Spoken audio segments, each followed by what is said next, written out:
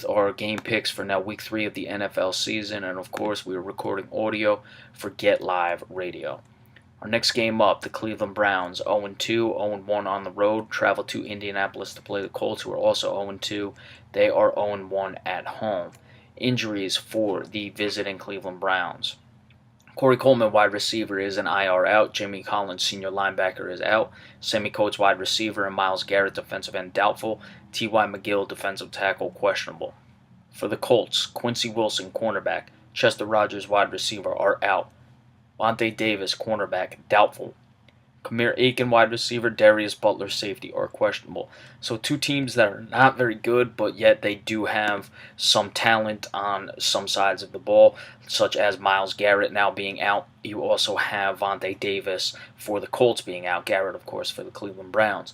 So that should give the Indianapolis offensive line, which has struggled at times, some help at least, and Jamie Collins, the linebacker for the Browns as well, who's a pass-rushing linebacker at times, will also be out. So that should give Jacoby Brissett, who will be getting the start for the Indianapolis Colts, some time.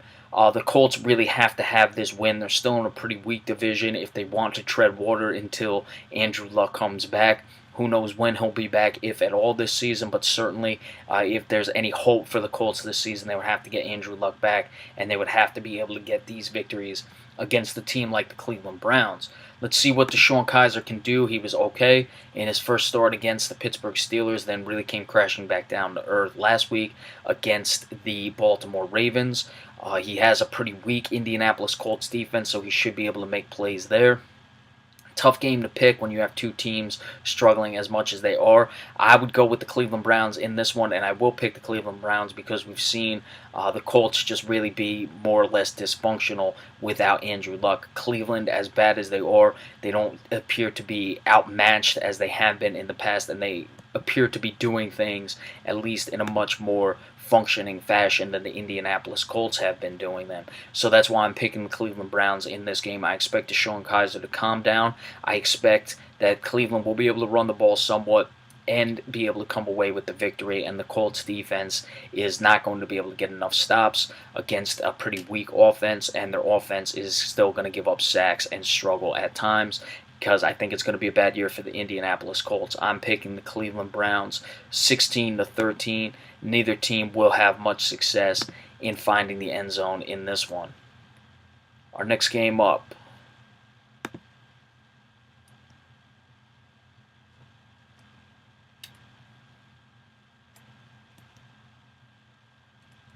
Tampa Bay Buccaneers 1-0. Of course, they didn't play Week 1, traveling to Minnesota to play the Vikings, who are 1-1, 1-0 at home. Injuries first for the visiting Tampa Bay Buccaneers. Chris Baker, defensive end, Jaquez Smith, defensive end, are both doubtful. Brent Grimes, cornerback, Gerald McCoy, defensive tackle, Kevin Pamphile, guard, is questionable. For the Minnesota Vikings, Sam Bradford, who did not play last week, is out again. Tampa Bay is the superior team, in my opinion, in this one. I do have my concerns with the defensive end injuries. However, without Sam Bradford, Minnesota really just doesn't have enough, and I don't even know if they have enough at times with Sam Bradford, though he played very well in Week 1. Dalvin Cook is having a very good year. Latavius Murray isn't even getting carries. Gerald McCoy questionable, and the two defensive ends doubtful, so I expect doubtfuls not to go. I expect questionables to go. Could allow Dalvin Cook to be able to run the ball well, especially if they can pick on Gerald McCoy with that injury. I think Minnesota is going to look to establish the run as much as they can in this game because they're at their backup quarterback and they don't have Sam Bradford, and they'll try to attack that defensive line. However, I don't see Jameis Winston turning the ball over. Tampa Bay had a pretty easy victory against the Chicago Bears. Remember, they didn't play Week 1, so there may be some rust that allows Minnesota to hang in it for some time. The Minnesota Vikings do have a secondary that can match up against the Mike Evans. However, Tampa Bay will be able to pull away in this game late. I am liking a score of 28-17. The Buccaneers with the victory over the Minnesota Vikings. It'll be close at times, but Tampa Bay will be able to pull away in this game late. The Houston Texans 1-1 travel to New England to play the Patriots, who are also 1-1. The Houston Texans are 1-0 on the road. The New England Patriots are 0-1 at home. Usually don't see the New England Patriots losing many home games. Injuries first for the visiting Houston Texans.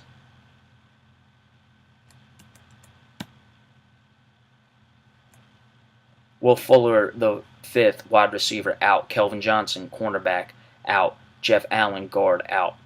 Alfred Blue, the running back, is questionable. For the New England Patriots, the questionables: Philip Dorsett, wide receiver; Matthew Slater, wide receiver; Dante Hightower, linebacker; Stephon Gilmore, cornerback. Vincent Valentine, a defensive tackle, is on IR, so he is out. Of course, the Patriots are playing this season without Danny Amendola, and now you're losing a Matthew Slater, who was one of the guys replacing him in the slot. Philip Dorsett would also do that a little bit in the slot, so keep an eye on those injuries. They are questionable, so they may be playing. But if one of them or both can't go, then Tom Brady will have to find his offense elsewhere. He's going to attack Brandon Cooks downfield. Jonathan Joseph, I don't know if he is capable of covering a speed demon like Brandon Cooks at this stage in his career. I expect Bill Belichick to throw a lot of things at Deshaun Watson that he has not seen this season, but the Patriots' defense has not been great at times. Stephon Gilmore is questionable. I'm expecting him to go. Look for him to be matched up on DeAndre Hopkins all game long. Houston is going to have to try to get Hopkins involved. That's their best chance to win. The problem is with Gilmore on him, if you try to force him the ball, they're going to know what you're doing, and it's going to take away from the Houston offense there. Lamar Miller, decent thus far. He's still under 4 yards per carry, but he would be on pace to go over 1,000 yards, yet it is only 2 games into the season. So we'll have to keep an eye on him, what he can do. The Chiefs had some success against this defense. The Saints, however, did not, and the Saints are a good offensive team.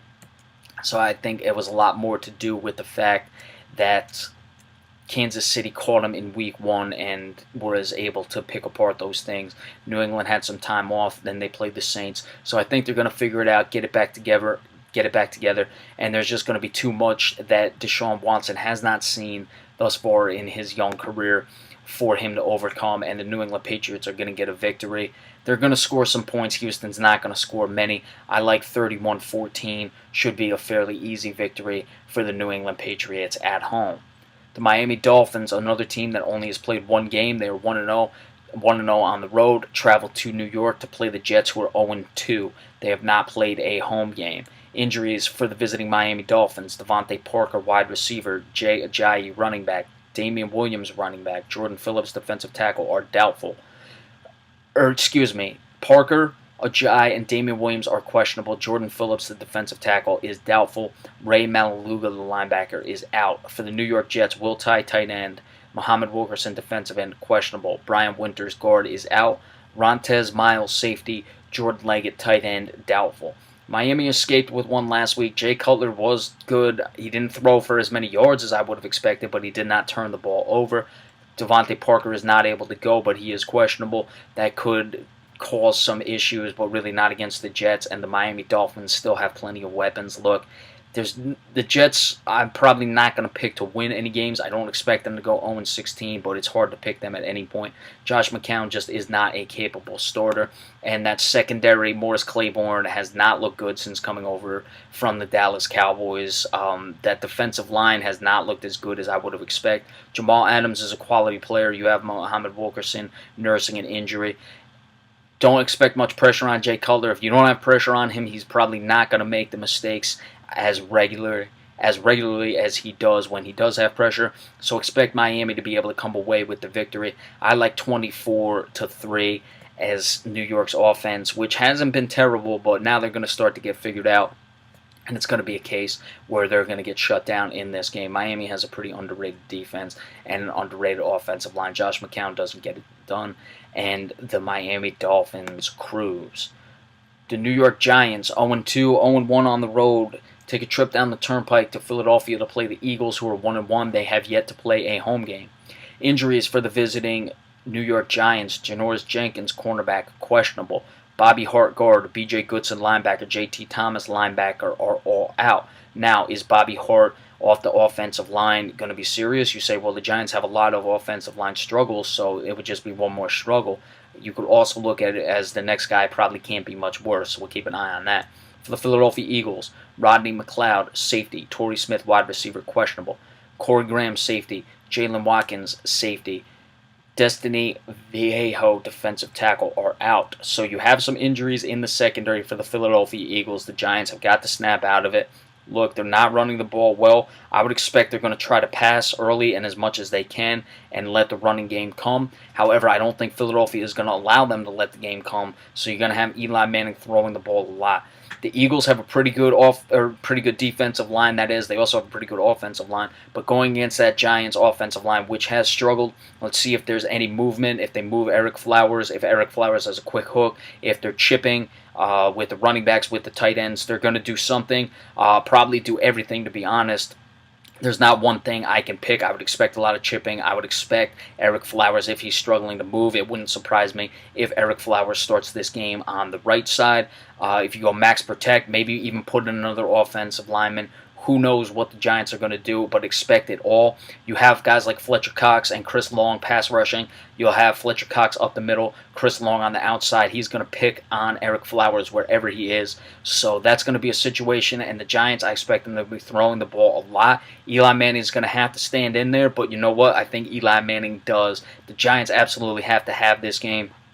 Things could slip away from them. I'm not a panic guy at 0-2, but I don't panic because you still got to get these victories. They have a tough schedule coming up, and I expect that the Giants are going to get the victory in this game some way, somehow. 28-24 over the Philadelphia Eagles.